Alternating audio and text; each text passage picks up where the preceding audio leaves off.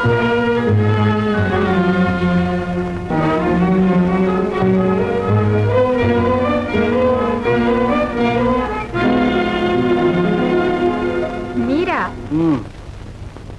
ఇక్కడ మీకేం పని లేదే? రాచకార్యం ఉండే వచ్చాం. మీ రాచకార్యాలతో నాకు నిమిత్తం లేదు. రాయలవారు లేని సమయంలో రావడం, ఏకాంతంలో ఉన్న ఆడదానితో సంభాషించడం ప్రమాదం అని మీరు తెలుసుకోవాలి. ఏకాంతంలో నీతో ముచ్చటించి నిన్ను ప్రమాదంలో నుంచి తప్పించాలని వచ్చాను. ఓహో అలాగా? ప్రస్తుతం నాకు వచ్చిన ప్రమాదం ఏం లేదే? ఉన్నది. నీవు నా మాట అంగీకరించక తప్పదు. ఏమిటది? నీవు విజయనగరం విడిచిపెట్టి వెళ్ళిపోవాలి. మళ్ళీ మా సామ్రాజ్యంలో నీవు కనిపించరాదు. క్షమించాలి కవి గారు, నేను చేసిన అపరాధం విజయనగర సామ్రాజ్య విధ్వంసం. అబద్ధం, అబద్ధం. నిరాధారమైన నింద నాపై మోపుతున్నారు. లేదు, నీవు అందుకే ఈ నగరం ప్రవేశించావు. రాజాశ్రయం సంపాదించావు. మహారాజును ప్రేమబంధంలో బందీని చేసి రాజకార్య విముఖుణ్ణి చేశావు. అయిన వారందరినీ దరిదాపులకు కూడా రాకుండా చేశావు. ఇదంతా దేనికి? మీ మహారాజు గారి మనోల్లాసానికి. కళానిలయమైన మీ కొలువులో విద్యా ప్రదర్శనం చేయాలని మీ రాజుగారిని దర్శించాను. కానీ ఆయన నా అందతందాలకు ముగ్ధులై నా అనురాగాన్ని నాశించారు. వారి మాట కాదనలేక, మనసు నొప్పించలేక అంగీకరించాను. నా ప్రేమను అభిమానాన్ని వారికి అర్పించాను. ఆయన తన ఆనందం కోసం చేసిందంతా నా స్వార్థం కోసం అని అనుమానించడం మీకు ధర్మం కాదు. నీకు ముమ్మాటికి ఇందులో స్వార్థం లేదా? లేదు. అయితే నా మాట విని, విచ్ఛిన్నమైన సామ్రాజ్యాన్ని స్థాపించడానికి విజయనగరాధీశ్వరులు తరతరాలుగా పాటుపడుతున్నారు. ఈ పరిస్థితుల్లో రాజు భోగలారసుడై సామ్రాజ్యాన్ని, తన ధర్మాన్ని మర్చిపోతే ఎంత ప్రమాదమో ఆలోచించు. రాజ్యానికి రాజే ప్రాణం, వెన్నెముక. మా ఆశలన్నీ ఆయన మీదే పెట్టుకుని సువర్ణ స్వప్నాలు కంటున్నాం. మా మహారాజును విడిచి వెళ్ళిపో. కావాలంటే నీ జీవనావసరాలకు నీ ఎత్తు బంగారం ఇప్పిస్తాను. ఆపండి, ఆపండి. బంగారుకు ప్రేమను వెలబోయమంటారా? అదెన్నటికీ సంభవించదు, అదెన్నటికీ సంభవించదు. రాయలవారే నా రాజు, నా సర్వస్వం. వేశ్యల విశ్వాసము, పాతివ్రత్యము మాకు బాగా తెలుసు. రాయలు ఇక నీ జీవితంలో నీకు కనిపించరు. మర్యాదగా మందిరం విడిచిపెట్టి పోతావో, బలవంతాన బయటికి నెట్టించమంటావో నిశ్చయించు.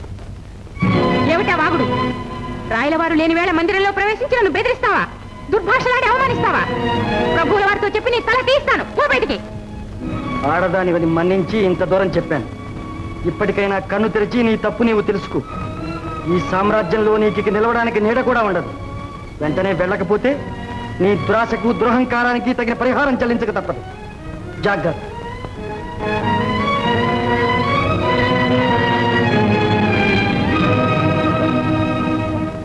ఆ కృష్ణసాని సాధారణ వేసి కాదప్పాజీ. ఆమె ఆంతర్యంలో ఏదో అర్థం కాని రహస్యం ఉంది. ఆమెను నిష్కారణంగా అనుమానిస్తున్నావేమో? లేదప్పాజీ, అర్థకాంక్షతో ఆ సాని ప్రభువులను ఆశ్రయించలేదట. అనురాగానికే ఆమె జీవితం అంకితం చేసిందట. అందుకని ఈ నగరం విడిచి వెళ్ళదట, అంతేగా? అనే బుకాయించింది. కానీ ఆవేశంలో, ఆ వాద ప్రతివాదాలలో ఆమె ముఖంలో ఏదో భయం, ఏదో రహస్యం తొంగి చూస్తున్నట్టు నేను పసిగట్టాను. మా వాదాన్ని తెరచాటు నుండి వింటున్న అజ్ఞాత వ్యక్తి నడవడి నా అనుమానాన్ని మరీ బలపరుస్తుంది. మాకు అలాగే తోస్తుంది. ఆ రహస్యం వెంటనే మనం భేదించాలి. అప్పుడు కానీ ఆ సాని జీవిత మర్మం మనకు బోధపడదు. ఈ నాటకం రేపే మొదలు. ఇంతటితో ఆమె నిజస్వరూపం మనకు, మహారాజుకు కూడా బోధపడుతుంది. ఆమె పాతివ్రత్యం బట్టబయలవుతుంది. ఇందుకు నాకు నమ్మకమైన శిష్యుడు కావాలి. గురువులు వారి అనుగ్రహం ఉంటే ఆ పాత్ర నేనే ధరిస్తాను. మీరా? ధన్యోస్మి, ధన్యోస్మి. అయితే మనం జయించామన్నమాటే. కానీ మీ కార్యభారాలు, బాధ్యతలు ఏమవుతాయి? అవన్నీ యథాప్రకారంగానే జరిగిపోతుంటాయి. ఈ నాటకం పేరుతోనైనా నాకు కాస్త మనశ్శాంతి కలుగుతుంది గురుదేవా. తథాస్తు. మీ సేవల వల్ల దేశానికే అఖండ శాంతి లభిస్తుంది తాతగారు. హరే రామ హరే రామ హరే రామ హరే రామ హరే రామ హరే రామ హరే రామ హరే రామ హరే రామ హరే రామ హరే రామ హరే రామ హరే రామ హరే రామ హరే రామ. గండు పిల్లి మేను మరచి బండని దురపోయేరా, కొండ ఎలుకలి తట రెండు కొలువు చేయుతుండిరా. గండు పిల్లి మేను మరచి బండని దురపోయెరా కొండ ఎలుకలిచట రెండు కొలువు చేయుచుంటెరా హరే రామ రామ కృష్ణ హరే కృష్ణ హరే హరే హరే రామ హరే కృష్ణ కృష్ణ కృష్ణ హరే హరే హరే రామ హరే రామ హరే రామ హరే రామ హరే రామ ఎక్కరాని మాని కొమ్మనొక్క పండు పండెరా ఒక్క పండు పండెరా మెక్క గోరి చిలుకలైదు నిక్కి నిక్కి చూసెరా నిక్కి నిక్కి చూసెరా రంకె వేసి చేప పిల్ల రాజ్యమంత మేసెరా రంకె వేసి చేప పిల్ల రాజ్యమంత మేసెరా హుంకరించి మిగత పిల్ల దానికి ఎరవేసెరా హరే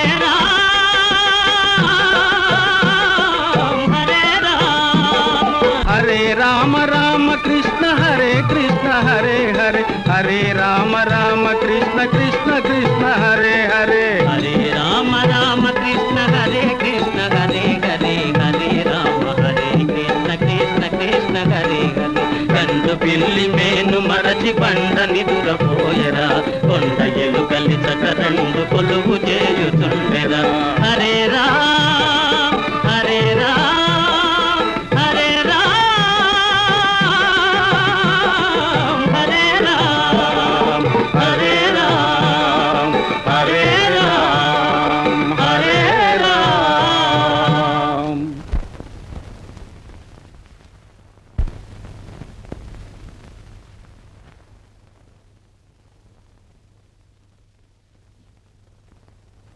ఆలకించండి గురు. తాము మహాయోగులని, స్వర్ణ విద్యా సంపన్నులని, తమ అనుగ్రహంతో వారి మనోరథాలు నెరవేరుతాయని ప్రజలు కాచు కూర్చున్నారు. ప్రసాదం అనుగ్రహించండి స్వామి. స్వామి, శంభో మహాదేవ్. స్వాములు అనుగ్రహిస్తున్నారు. వెళ్ళి వెతుక్కోండి. మీ అదృష్టం కొద్దీ అపరంజి లభిస్తుంది.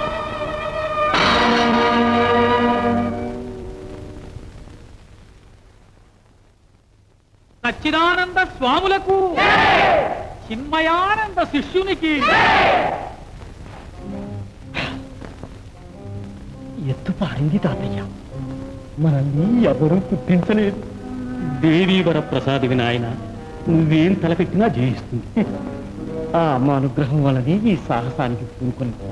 కానీ ఈ ప్రజల మూఢ విశ్వాసం చూశారా తాతయ్య? నిజంగా నేను స్వర్ణవేదిననే ప్రపంచంలో పేరు పెరిగిపోతోంది. ధనాగారంలో బంగారం కూడా కరిగిపోతుంది నాయన. పోనీరే తాతయ్య, మట్టిలో నుంచి వచ్చిన బంగారం మట్టిలోకే కలిసిపోతోంది. అయినా ప్రయాస మనవంతు, ఫలితం మహారాజు వంతు. శంభో మహాదేవ. చూశారా మరి? ఎవరక్కడ? ఏమిటా కోలాహలం? మహారాణి గారు చెట్టు కింద ఉన్న యోగిని దర్శించడానికి దయచేశారమ్మా. మహారాణి గారా? దీర్ఘ సుమంగళీ భవ. మహారాణికి రారాని కష్టాలు వచ్చాయి కదూ. కడ తీరుస్తారని తమ దర్శనానికి వచ్చాను స్వామి. శంభో మహాదేవ్. మేము యోగ దృష్టితో సర్వమూ తెలుసుకున్నాం మహారాణి. నీ నాథుడు వేశ్యావ్యామోహంలో పడి నీ మనసు నొప్పించాడు. అందుకు నీవు మనోవ్యతతో మంచం పట్టావు. నీ నాథుడు మళ్ళీ నీకు దక్కాలి, అంతేగా. ఆడజన్మకు అంతకంటే కోరతగిన ఐశ్వర్యం ఏముంటుంది స్వామి? మహారాజు ఇప్పుడు నీ మందిరంలోనే ఉన్నాడుగా. శంభో మహాదేవ. సరే, ఇక నీవు వెళ్ళవచ్చు. వశీకరణ మంత్రం జపించి రక్షరేఖ పంపిస్తాం. కట్టుకో. మహారాజు మళ్ళీ ఆ మాయలాడి మొహం చూడడు, నీ మందిరం వదలడు. ధన్యురాలిని స్వామి. శంభో మహాదేవ. మందులకు మంత్రాలకు మనుషులు లొంగుతారా దిలారా? బైరాగి చిట్కాలతో రాజకార్యాలు నెరవేరుతాయని నేను నమ్మను. నీ నమ్మకాలతో ఇక్కడ నిమిత్తం లేదు. ఆయన ఎంత మహనీయుడు కాకపోతే మహారాణి స్వయంగా పాదపూజ చేయడానికి వస్తుంది. మట్టిని బంగారం చేయగలవాడు మనిషి మనసు మార్చగలుగుతాడు. వెళ్ళి ఆయన అనుగ్రహం సంపాదించు. మహారాజును చేత చిక్కించుకొని పని సాధించు.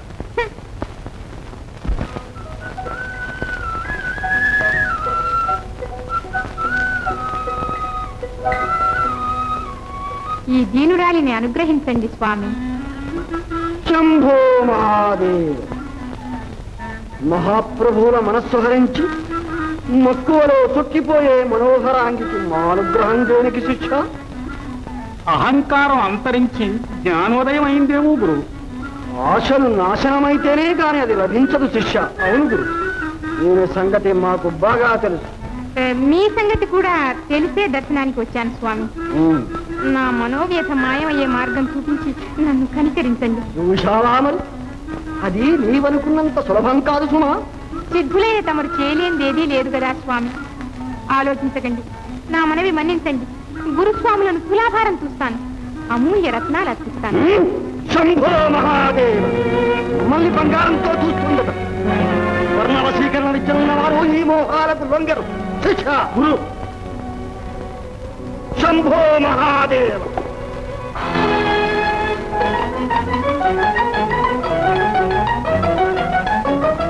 అవసరపడి ఏదో అన్నాను, నా అపరాధం మన్నించండి, నా మొర ఆలకించండి. స్వాములు పంచాగ్ని మధ్యంలో కూర్చుని తపస్సు చేసి నీ అడిగిన శక్తిని సంపాదించారు. యావజ్జీవిత శ్రమను నీ ఒక్కదాని కోసం వ్యక్తం చేయమంటావా? తమకేం కావాలో సెలవివ్వండి స్వామి, నా సర్వస్వం సమర్పిస్తాను. శంభో మహాదేవ. ఏమంటోంది శిష్య? సర్వస్వము సమర్పిస్తానంటోంది గురు. ఆడి తప్పదుగురా. అడిగి చూడండి స్వామి. ఆడి తప్పితే ఆపత్తు సుమా. అడగండి గురు. మంత్రోపదేశానికి ముందే గురుదక్షిణ చెల్లించాలి. అలాగే స్వామి, ఆజ్ఞాపించండి. నీ సర్వస్వం సమర్పిస్తానన్నావు కదూ. అవును. శిష్య గురు పలుకు. రాజేంద్రుని సర్వస్వం రాజ్యం గురు. కవీంద్రుని సర్వస్వం కావ్యం గురు. ఈ కృష్ణవసాని సర్వస్వం సౌందర్యం గురు. అదే మాకు సమర్పించాలి. ఛీ! దుర్మార్గుడా, నీ వేషం ప్రజలను నువ్వు చేసే మోసం నాకు ఇప్పుడు అర్థమైంది. కపట సన్యాసి. శంభో మహాదేవ్. చిక్కినట్టే చిక్కి పిట్ట ఎగిరిపోయిందేం శిష్య? మళ్ళీ వాలడానికే గురు. శంభో మహాదేవ్. శంభో మహాదేవ.